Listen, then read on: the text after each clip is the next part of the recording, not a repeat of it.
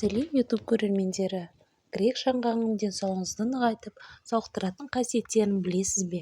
Американдық ғалымдардың зерттеуінше, бұл жаңғақ ми жұмысын жақсартып, ойлау қабілетін дамытады. Әлемде 40 шақты, елімізде 2 түрі кездеседі. Назарыңызға жаңғақтың тағы бір біле бермейтін пайдалы қасиеттерін ұсынамыз.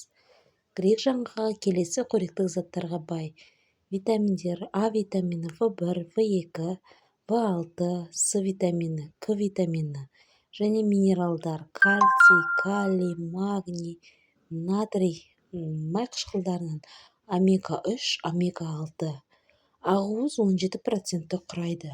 Жаңғақты күнделікті жеудің пайдасы: бірінші, жүрек қан тамыры ауруларынан сақтайды.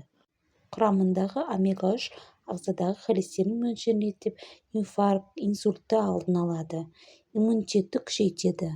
Жаңғақты полифенол антиоксиданттық қасиетке ие, ол қатерлі ісіктерді, вирус пен бактерияларды жояды. Ас қорыту жүйесін жақсартады. Ішектегі пайдалы микробиотаны көбейтеді. Бұл бактериялар патогенді ағзаларды жойып, микроэлементтер мен витаминдердің сіңуіне септігін тигізеді. Гормональды фонды қалпына келтіреді.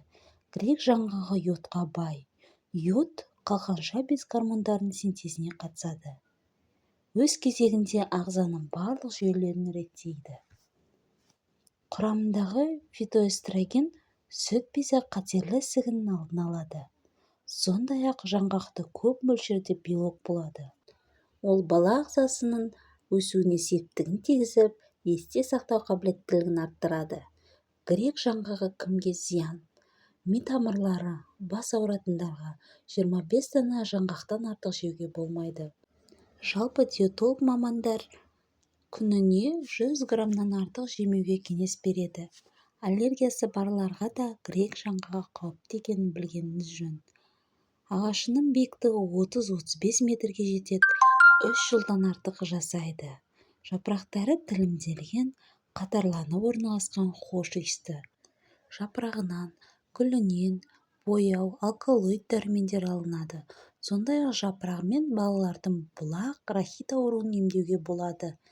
5 грамм талқандалған жапырақты 1 стакан суға қайнатып, күніне 3 реттен ішіп отырады. Егер де сізге ақпарат пайдалы болса, лайк басып, каналға тіркеліп, өз ойларыңызды комментарийға қалдырсаңыздар болады.